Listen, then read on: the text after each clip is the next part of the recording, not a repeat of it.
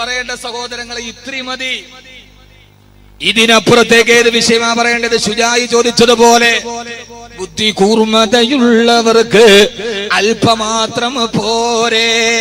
ശുജായി മൊയ്തു മുസ്ലിയാർ ചോദിച്ചു, ബുദ്ധിയുള്ളവർക്ക് അല്പമാത്രം പോരെ, ബുദ്ധിയുള്ളവർക്ക് അല്പം മതി.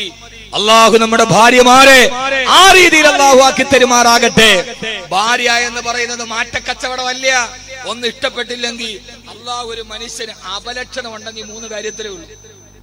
ഒരു മനുഷ്യന് ജീവിതത്തിൽ അപലക്ഷണമുണ്ട് എങ്കിൽ അത് 3 കാര്യത്തിലാണ്. ഒന്ന് വീട്, അല്ലേ? അശ്ഉമു അലാ സലാസത്തി, അല്ലേ? അങ്ങനെ ഹദീസെന്ന് എനിക്ക് തോന്നുന്നു, ഞാൻ ഓതിയ സമയത്തുള്ള ഓർമ്മ, പിന്നെ തുറന്നിട്ടില്ല.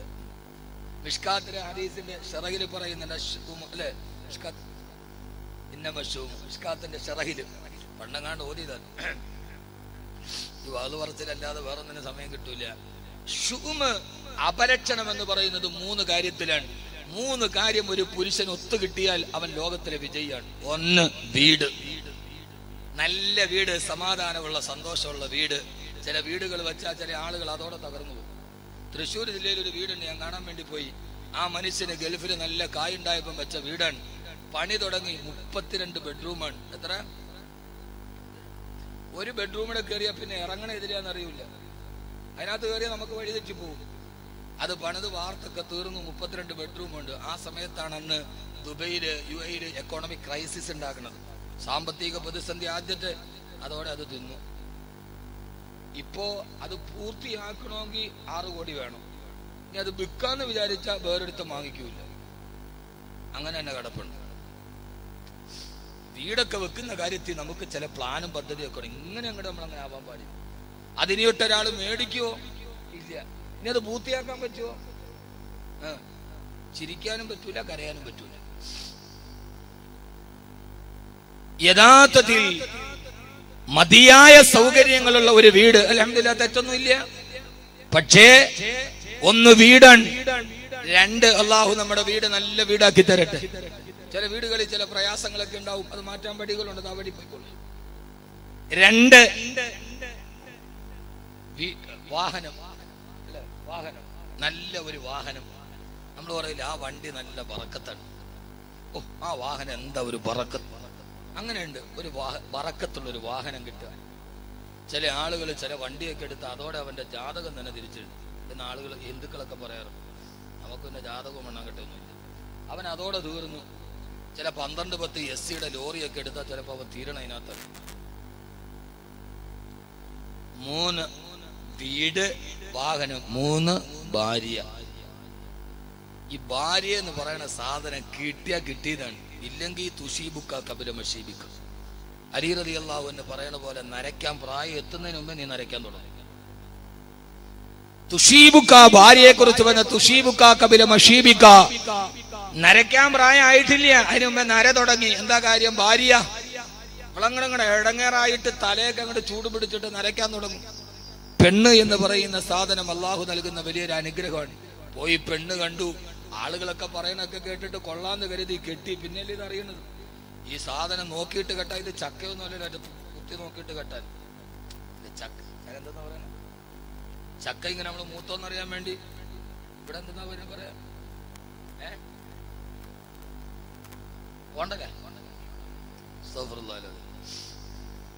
എന്തായാലും ഈ ചക്ക പ്ലാവി കിടക്കുമ്പോ മൂത്തോന്നറിയാം. അങ്ങനെ കമ്പി വെച്ച് ചൂഴ്ന്ന് നോക്കും. അപ്പൊ കുരുവിന്റെ നിറം നോക്കിയാൽ അറിയാം. കുരുവിന്റെ തൊലിക്ക് നല്ല തവിട്ട് നിറമാണെങ്കിൽ, ബ്രൗൺ കളറാണെങ്കിൽ മൂത്തിട്ടുണ്ട്. അല്ല വെറും പച്ച കളറാണെങ്കിൽ മൂത്തിട്ടില്ല. ഇതറിഞ്ഞൂടെ? ഇനി പിന്നെ തിരുമതിയും ബുഖാരി ഓതണം. അപ്പൊ അമ്മാതിരി പെണ്ണെന്ന് പറയുന്ന സാധനം ഇത് മൂത്തത് ചൂഴ്ന്ന് നോക്കിയിട്ട് മൂത്തോ മോർച്ചോട്ടോ അടുത്തോട്ട് നോക്കട്ടെ, നല്ലല്ലോ. ഇത് അള്ളാഹു നൽകുന്ന ഒരു അനുഗ്രഹമാണ്. അള്ളാഹു സുബ്ഹാനഹു വ തആല അനുഗ്രഹത്തെ അള്ളാഹു നിലനിർത്തി തരുമാറാകട്ടെ. അതുകൊണ്ട് ആദ്യമുണ്ടാകേണ്ട തൂണേരാ അൽ മർഅത്തു സാലിഹാ. അള്ളാഹു നമ്മളെ സാലിഹാക്കി തരട്ടെ. നമ്മുടെ ഭാര്യമാരെ അള്ളാഹു സാലിഹത്തുകളാക്കി തരട്ടെ. ഇന്ന് കേരളത്തിലെ ഏറ്റവും കൂടുതൽ കേസുകൾ കിടക്കുന്ന ക്രിമിനൽ കോടതിയിലല്ല, കുടുംബ കോടതിയുടെ വരാന്തകളിലാണ്. വാപ്പയും ഉമ്മയും പരസ്പരം അവകാശവാദങ്ങൾ പറഞ്ഞു കൊടുക്കാനുള്ളത് മുഴുവനും വാങ്ങി തിരിച്ചു കൊണ്ടുപോകുമ്പോ കോടതി വരാന്തയോ ഭാര്യ ഭർത്താക്കന്മാര് പിരിഞ്ഞു പോകുമ്പോ ആരുടെ കൂടെ പോകണമെന്നറിയാതെ ആ കോടതിയുടെ വരാന്തയിൽ പൊട്ടിക്കരയുന്ന പൊന്നുമക്കൾ വാപ്പയുടെ വഴിക്ക് പോയി, ഉമ്മയുടെ വഴിക്ക് പോയി. ആരുടെ കൂടെ പോകണമെന്നല്ലാതെ ഉമ്മയുടെ വാത്സല്യവും വാപ്പയുടെ സ്നേഹവും നഷ്ടപ്പെട്ട കുരുന്നുമക്കൾ കേരളത്തിൽ കുമിഞ്ഞുകൂടുമ്പോ എന്റെ പ്രിയപ്പെട്ട സഹോദരാ, നമ്മുടെ മക്കളെ തർബിയത്ത് നടത്തുന്ന നാമില്ലാത്ത സമയത്ത് നമ്മുടെ ഭാര്യമാരാരാ? ഓരോ സഹോദരിമാരോട് ഞാൻ ഓർമ്മിപ്പിക്കുകയാണ്, ഒരു പെണ്ണിന് ഒരു ഭാര്യയ്ക്ക് വീട്ടിൽ ചെയ്യാനുള്ള ദൗത്യമേതാ? തർബിയത്തിൽ മക്കളെ തർബിയത്ത് ചെയ്യേണ്ട, മക്കളെ നന്നായിട്ട് വളർത്തേണ്ട ചുമതല വീട്ടിലെ പെണ്ണുങ്ങൾക്കാണ്. ഭർത്താവ് വെളിയിൽ പോകുമ്പോ ആ സമയത്ത് ഭാര്യയോട് ഭാര്യ മക്കളെ വിളിച്ചിരുത്തിയിട്ട് ആ മക്കളെ നന്നായി വളർത്താൻ അവരെ വിശുദ്ധമായ ഖുർആൻ ഓതിപ്പിക്കാൻ അല്ലാഹു നമുക്ക് തൗഫീഖ് നൽകട്ടെ. അതുകൊണ്ട് നമ്മുടെ വീടുകൾ ഒരു നല്ല ഭാര്യയിലൂടെ വീടുകൾ നന്നാവണം. അതിന് മൂന്നാമത് ചെയ്യേണ്ടതേതാ? ആദരവായ പ്രവാചകൻ നബി മുഹമ്മദ് മുസ്തഫ. ഉള്ള സമയത്ത് ഈ വിഷയം ഞാൻ പറഞ്ഞെടുക്കാം ഇൻഷാ അല്ലാഹ്. ആദരവായ പ്രവാചകൻ നബി മുഹമ്മദ് മുസ്തഫ. ഇപ്പൊ 3 കാര്യം ഞാൻ പറഞ്ഞു. 1, വീട് നിർമ്മാണത്തെ സൂക്ഷിക്കണം. 2, യഥാർത്ഥ തൂണ് ഭാര്യയാണ്. 3, ആ ഭാര്യ അവൾ എങ്ങനെയായിരിക്കണം? നാം ഇല്ലാത്ത സമയത്ത് നമ്മുടെ മക്കളോട് ഭർത്താക്കന്മാര് തിരക്കിലാണ്. ആ തിരക്കിന്റെ ഇടയിൽ നമ്മുടെ വീട്ടിലിരിക്കുന്ന മക്കളെ ഭർത്താവിനെ കുറിച്ച് പറഞ്ഞുകൊടുത്ത് ആ മക്കളെ വളർത്തിക്കൊണ്ടു പോകേണ്ട ജോലി ഏറ്റെടുക്കുന്ന പെണ്ണാണ് പെണ്ണ്. അതാണ് ബീവി ഹാജറ. ആര്? ഉറക്കപ്പറ ബീവി ഹാജർ. നമ്മളിപ്പോ പെണ്ണ് കെട്ടുമ്പോ നോക്കണത് നല്ല മൊഞ്ചുണ്ടോ, വെളുപ്പുണ്ടോ, പണമുണ്ടോ. ആ പെണ്ണ് കിട്ടിയാൽ എല്ലാം ആയി. കുറച്ച് വെളുപ്പുണ്ടെങ്കിൽ എല്ലാം ആയി എന്നാണ് കുട്ടികളെ നിങ്ങളുടെ ധാരണ. ആ വെളുപ്പൊക്കെ ഒന്ന് സുറൂർ ഷഹർ ഹുമൂമു ദഹർ, അതിനപ്പുറത്തോട്ടൊന്നും ഇല്ല. ഈ വെളുപ്പ് സൗന്ദര്യം അതൊക്കെ ആസ്വദിക്കുന്നതിനൊരു പരിധിയുണ്ട്. ഇങ്ങോട്ട് നോക്ക്, എന്നെ നോക്ക്. എല്ലാ ചെറുപ്പക്കാരും വെളുത്ത പെണ്ണാണ്, കറുത്തത് ആർക്കും വേണ്ട. ഒരു വെളുപ്പൊക്കെ എത്ര? ഒരു മാസം. അലി റളിയല്ലാഹു അൻഹു പറഞ്ഞു, കല്യാണത്തിന്റെ നിർവചനം ചോദിച്ചപ്പോ സുറൂർ ഷഹർ വുജൂബുൽ മഹർ, സുറൂർ ഷഹർ ഹുമൂമു ദഹർ. മഹർ നിർബന്ധമാവും, സുറൂർ ഷഹർ കല്യാണം എന്ന ഒരു മാസത്തെ ആനന്ദം, പിന്നെ ഹുമൂമു ദഹർ മരിക്കണവരെ മനപ്രയാസം.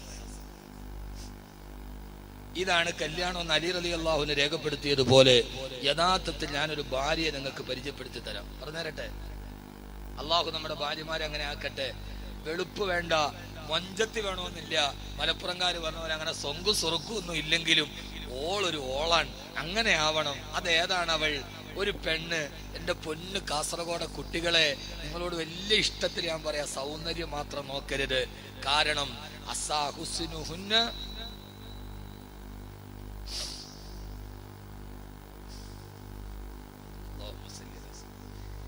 നബി സല്ലല്ലാഹു അലൈഹി വസല്ലം പറഞ്ഞു, ലാ തസവ്വജുഹുന്ന ബിഹുസ്നിഹിന്ന.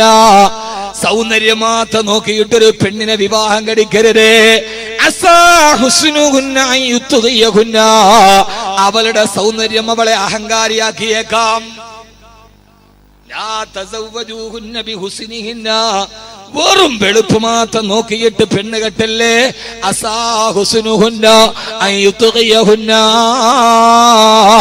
അവളുടെ സൗന്ദര്യം അവളെ അഹങ്കാരിയാക്കിയേക്കാം. എനിക്ക് സൗന്ദര്യമുള്ളപ്പോ എന്റെ ഭർത്താവിന്റെ കൂടെ പോകുമ്പോ എത്രയെത്ര ചെറുപ്പക്കാരാ എന്നെ തുറച്ചു നോക്കുന്നത്. ഇവനേക്കാൾ നല്ലവനെ എനിക്ക് കിട്ടുമായിരുന്നല്ലോ എന്നവളുടെ സൗന്ദര്യം അവളുടെ മനസ്സിൽ അഹങ്കാരമുണ്ടാക്കിയാൽ പൊന്നുമോനെ, പിന്നെ നിന്റെ ജീവിതം പോയി. പിന്നെ എന്റെ ഭർത്താവിനേക്കാൾ എന്റെ സൗന്ദര്യം ആസ്വദിച്ചത്ര ചെറുപ്പക്കാരാ നോക്കുന്നത്. ഇവനേക്കാൾ നല്ലതെനിക്ക് കിട്ടുമായിരുന്നല്ലോ എന്ന് അവള് ചിന്തിക്കാൻ തുടങ്ങിയാൽ പിന്നെ ചിലപ്പോ നീ നിന്റെ വീട്ടിൽ കയറി പോകുമ്പോ നിന്റെ അലമാരയ്ക്ക് 6 കാലുകൾ ചിലപ്പോ കാണേണ്ടി വന്നേക്കാം. നിങ്ങൾക്ക് പറഞ്ഞ മനസ്സിലായില്ല? അതിനെ മനസ്സിലാവണ്ട. അലമാരയ്ക്ക് ചിലപ്പോ 6 കാല് വരും. സാധാരണ 4 കാലും മതി, ചിലപ്പോ പുറകെ ഒളിച്ച് 2 കാലും കൂടെ ചിലപ്പോ കാണേണ്ടി വരും. എന്താ ചെയ്യേ? അതുകൊണ്ട് പൊന്നുമോനെ, വെളുപ്പ് വേണ്ട, പ്രതാപം വേണ്ട, പത്രാസ് വേണ്ട. ഞാനൊരു പെണ്ണിനെ പരിചയപ്പെടുത്തി തരട്ടെയോ? കറുകറുത്ത കരിവണ്ട് പോലെ അമേരു വർഗത്തിൽപ്പെട്ട അടിമ പെണ്ണ്. അവള് കറുപ്പെന്ന് പറഞ്ഞാൽ എന്തോ ഒരു കറുപ്പ്. കറുകറുത്ത ഒരു പെൺകുട്ടി, അടിമ പെൺകുട്ടി, അമേരു വർഗത്തിൽപ്പെട്ട പെൺകുട്ടി, വിദേശിയായ പെൺകുട്ടി. ആ പെണ്ണിനെ ഒരു ചെറുപ്പക്കാരൻ കല്യാണം കഴിച്ചു. ആ ചെറുപ്പക്കാരനോ വാപ്പ വിട്ടു, നാട് വിട്ടു, ആരും തുണയില്ലാത്ത ഒരു ഒറ്റക്കുള്ളൊരു ചെറുപ്പക്കാരൻ കല്യാണം കഴിച്ചൊരു കറുമ്പി പെണ്ണിനെയാണ്. ആരെ? കറുപ്പിനഴകെന്നല്ലേ, കറുപ്പിന് 7 അഴകെന്നാണ്. എന്നാ കറുപ്പിന് 7 അഴകാണ്. എന്നാൽ ഇതേവരെ കറുക്കാനുള്ള ഒരു ഓയിൽമെന്റ് ഇറക്കിയിട്ടില്ല. താൻ എല്ലാവരും വെളുക്കാനുള്ള ഓയിൽമെന്റാണ് ഇറക്കിയത്. എന്നിട്ട് പരസ്യം കറുപ്പിന് അഴകുന്നത് ചുമ്മാ പറ്റീരാണത്. ചുമ്മാ കറുപ്പിന് 7 അഴകാന്നൊക്കെ പറയണത് അവരെ ഒന്ന് സമാധാനപ്പെടുത്താനാണ്. സർവ്വ ക്രീം ഇറങ്ങണത് വെളുക്കാനല്ലേ. എന്നാ പിന്നെ 7 അഴകുള്ള കറുക്കാൻ ഒരു ക്രീം ഇറങ്ങും? കറുപ്പൊന്നുമല്ല സൗന്ദര്യം, ഹൃദയത്തിന്റെ വെളിച്ചമാണ് സൗന്ദര്യം. ആ പെൺകുട്ടി ആരാണ് നിങ്ങൾ മരുതി നോക്കീൻ. അള്ളാഹു നമ്മുടെ ഭാര്യമാരെ അങ്ങനെ ആക്കട്ടെ, അവളങ്ങനെ ആക്കട്ടെ. അവക്ക് ഇച്ചിരി സൗന്ദര്യം കുറവാണെന്നേ ഉള്ളൂ. അവൻ പറഞ്ഞത് ശരിയാണ്, ഞാൻ കെട്ടിയ പെണ്ണിന് ഇത്തിരി ചന്തം കുറവാണ്, എന്നാലും അവലും എന്റെ സുന്ദരിയാണ് എന്ന് പറഞ്ഞ മാതിരി ആ പെൺകുട്ടിയാരാ? അവളെ വിവാഹം കഴിച്ചത് നാട് വിട്ടു വാപ്പയുടെ ദുശീലങ്ങളോട് പടവെട്ടിയിട്ട് വീട്ടിൽ നിന്നിറങ്ങിയ അവസാനം ആ പെൺകുട്ടി കൊടുത്ത ദൗത്യമേതാ? പാരാവാരം പോലെ പരന്നു കിടക്കുന്ന ഒരു മനുഷ്യവാസത്തിന്റെ വിദൂര സാധ്യത പോലുമില്ലാത്ത മരുഭൂമിയെ മുലകുടി പ്രായം കഴിയാത്ത പിഞ്ചു പൈതലിനെ തന്റെ പ്രിയപ്പെട്ട കറുകറുത്ത ഭാര്യയുടെ കറുകറുത്ത കരങ്ങളിലേക്ക് കനകം പോലെ കാലത്തിന് വേണ്ടി കാത്തുവെക്കാൻ ഒരു കനകനിധി പോലെ കൈമാറിയിട്ട് ആ ഭർത്താവ് അങ്ങകലേക്ക് നടന്നു പോവുകയാ. പാലുകുടി പോലും മാറാത്ത പിഞ്ചു പൈതലിനെ കയ്യിൽ പിടിച്ചിട്ട് എന്ത് ചെയ്യുമെന്നറിയാതെ വിളിച്ചാൽ ആരും വരാത്ത മരുഭൂമിയിൽ നിൽക്കുമ്പോ ആ ഭർത്താവ് നടന്നു പോവുകയാ. പോകുന്ന ഭർത്താവിനോട് ചോദിച്ചു, നിങ്ങൾ എവിടേക്കാണ്? അള്ളാഹു പറഞ്ഞിട്ടാണോ ഇത്? അതെ, ഇത് അള്ളാഹുവിന്റെ കൽപ്പനയാ. എന്നാൽ ഇതല്ല യുദയന, എന്നാൽ എന്റെ റബ്ബെന്നെ കൈവിടുകയില്ല എന്ന് പറഞ്ഞു. പൊന്നുമോനെ, ആ പാവപ്പെട്ട പെണ്ണ്, ഏകാഗിയായ സുബദ്വീപിൽ എവിടെപ്പെട്ട പെണ്ണ്, ആ കുഞ്ഞവിടെ കിടന്നിട്ട് ഒരു തുള്ളി വെള്ളത്തിന് വേണ്ടി പൈതാഹം കൊണ്ട് നിലവിളിക്കുമ്പോ ആ പ്രിയപ്പെട്ട പിഞ്ചു പൈതലിനെ കൈവാലയത്തിന്റെ മത്താവിൽ കൊണ്ടുപോയി കിടത്തു. മക്കയുടെ മറുഭാഗത്തുള്ള സഫാമലയുടെ പാറക്കെട്ടിൽ കയറൂ. ഒരിറ്റ് വെള്ളത്തിന് വേണ്ടി ഓടി നടക്കുമ്പോ അങ്ങകലെ സഫാമലയുടെ പാറക്കെട്ടിൽ നോക്കുമ്പോ കൈവാലയത്തിന്റെ മത്താവിൽ വെച്ച പിഞ്ചു പൈതലിനെ തിന്നാൻ ചെന്നായ വരികയാ. ഇറങ്ങി ഓടാൻ സമയമില്ല. ആരുമില്ലാത്ത മരുഭൂമിയിൽ ഭർത്താവ് ഉപേക്ഷിച്ചിട്ട് പോയ പിഞ്ചു പൈതലിന് ചെന്നായ തിന്നാൻ പോകുമ്പോ സഫാമലയുടെ കരിമ്പാറക്കെട്ടിന്റെ മുകളിലിരുന്നിട്ടൊരു പാവപ്പെട്ട ഭാര്യ ആകാശത്തേക്ക് കൈകളിയെത്തി, റബ്ബേ, എന്റെ പൊന്നുമോനെ നിന്നെ ഏൽപ്പിച്ചിട്ടാണ് ഹാദറ ഈ പാറക്കെട്ടിൽ വന്നത്. എന്റെ പൊന്നുമോന് പൈതാഹത്തിന് ജലം കൊടുക്കാൻ ആ ചെന്നായെ സിട്ടിച്ചത് നീയാ, എന്റെ കുട്ടിയെ ഒറ്റക്കാക്കിയത് നീയാ. ഹസ്ബി അല്ലാ, എനിക്കെന്റെ റബ്ബ് മതി.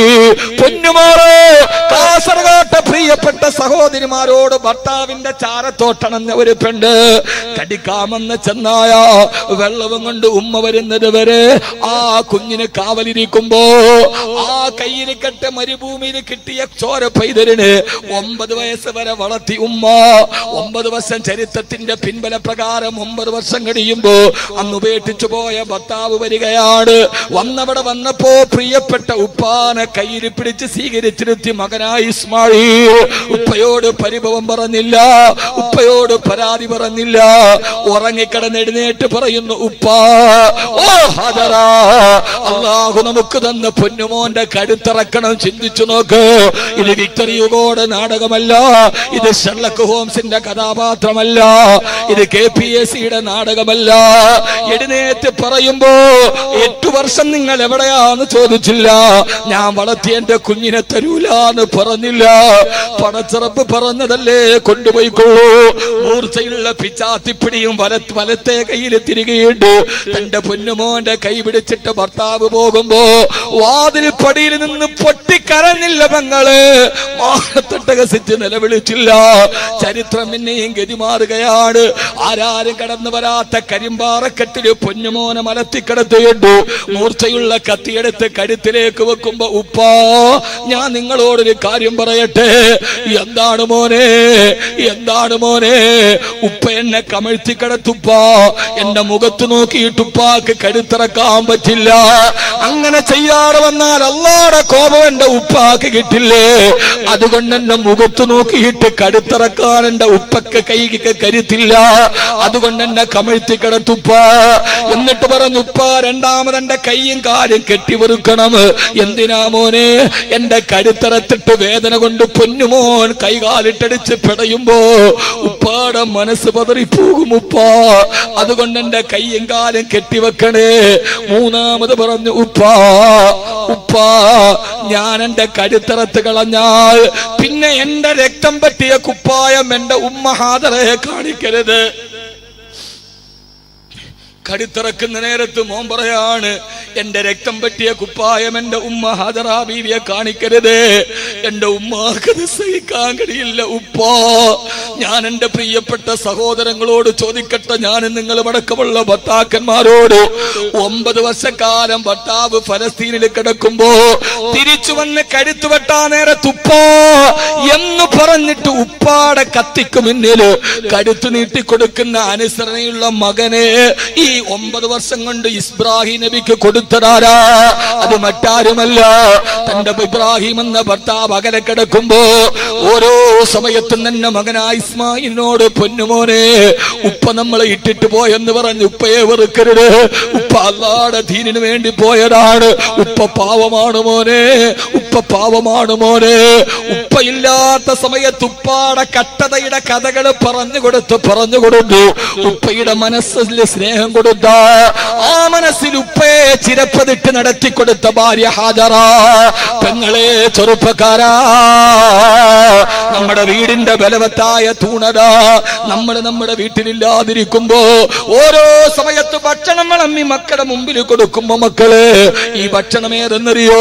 വാപ്പ ഗൾഫിൽ കിടന്ന് ചുട്ടുപൊള്ളുന്ന മണലാരണ്യത്തിൽ കിടന്ന് കട്ടപ്പെട്ടുണ്ടാക്കിയ പൈസയാണിത്. നമ്മുടെ വാപ്പ മത്തിക്കച്ചവടം മത്സ്യക്കച്ചവടം നടത്തി ഉണ്ടാക്കി തന്ന പൈസയാണിത്. പൊന്നുമോനെ, ഈ ചോറ് നിന്റെ വാപ്പ ബേക്കലങ്ങാടിയിൽ ഓട്ടോറിച്ച് ഓടിച്ചിട്ടുണ്ടാക്കിയതാ. നിന്റെ വാപ്പ ഈ ഒരു തരി ചോറിന് വേണ്ടി എത്ര കട്ടപ്പെട്ടിട്ടുണ്ടെന്നറിയോ കൺമണിയെ? പള്ളിയില് ബാങ്ക് വിളിച്ച് മുഴുവൻ ആളുകളുടെയും ആട്ടുത്തുപ്പും കേട്ട് ജോലി ചെയ്ത് നിന്റെ ഉപ്പ ഉണ്ടാക്കി തന്നതാണിത് എന്ന് ഉപ്പയില്ലാത്ത സമയത്ത് ഉപ്പാന്റെ കടങ്കഥകളും ഉപ്പാന്റെ ദുഃഖങ്ങളും പറഞ്ഞു കൊടുത്ത് ആ ഉപ്പാടെ സ്നേഹം മനസ്സിലുണ്ടാക്കി കൊടുക്കുന്ന ഒരു ഹാദറയെ പോലെ ഒരു ഹാദറയെ കിട്ടിയാൽ അല്ലാഹുവിന്റെ ഖുർആൻ അതാണ് പറഞ്ഞത്. ആ രീതിയിൽ നിനക്ക് നിന്റെ ഹാദറയെ കിട്ടുക. എന്നിട്ട് നിന്റെ മക്കളെ നന്നായിട്ട് വളർത്തുക. വാപ്പ ഗൾഫിൽ കിടക്കുമ്പോഴും മക്കളെ നന്നാക്കി വളർത്തുക. അങ്ങനെ ഒരു ഭാര്യയായി മാറാൻ എന്റെ പ്രിയപ്പെട്ട ബേക്കല പെണ്ണുങ്ങളോട്. അങ്ങനെ ഒരു ഭാര്യ എങ്ങനെയാകണം? ഭർത്താവില്ല, അവൻ പാവപ്പെട്ടവൻ, ഗൾഫിലാണ്, അല്ലെങ്കിൽ അവൻ ജീവിതത്തിൽ വിദൂരത്താണ്.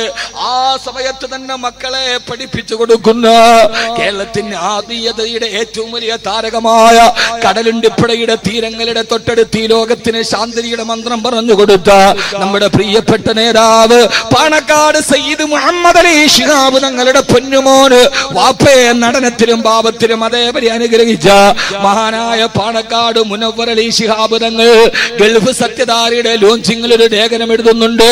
എന്നിട്ട് മോനെ എഴുതി വെക്കുകയാണ് ഉമ്മയെ കുറിച്ച്. എഴുതുന്ന ആരെ കുറിച്ചിട്ടാണ്? ഉമ്മയെ കുറിച്ച്. ഞങ്ങളുടെ പ്രിയപ്പെട്ട ഉപ്പാണ് ഞങ്ങളുടെ ജീവിതത്തിൽ ഞങ്ങൾക്ക് കിട്ടിയിട്ടില്ല. ദേശത്തും വിദേശത്തുമുള്ള ആയിരക്കണക്കിന് ആളുകൾ അവരുടെ പരാതിയുടെയും പരിഭവങ്ങളുടെയും പാണ്ടക്കെട്ടുമായി പാണക്കാട് ചാരുകസേരയിൽ കിടക്കുന്ന ഉപ്പാന്റെ മുമ്പിൽ തിരക്ക് കൂടുമ്പോ രാവിലെ മുതൽ രാത്രി വരെ ആളുകളുടെ പ്രയാസം കേൾക്കാൻ ഉമ്മറപ്പടിയിലിരിക്കുമ്പോ ഉപ്പാനെ ഞങ്ങൾക്ക് കിട്ടാറില്ല. പക്ഷെ ഉപ്പ എത്ര തിരക്കിലാണെങ്കിലും ഞങ്ങളുടെ പ്രിയപ്പെട്ട ഉമ്മ മഗ്രിബ് കഴിഞ്ഞാൽ സൂറത്തിൽ വാക്യ ഓതാതെ, സൂറത്ത് യാസീൻ ഓതാതെ ഉമ്മ ഉമ്മ രാത്രിയിൽ ഞങ്ങൾക്ക് ഭക്ഷണം തന്നിട്ടില്ല.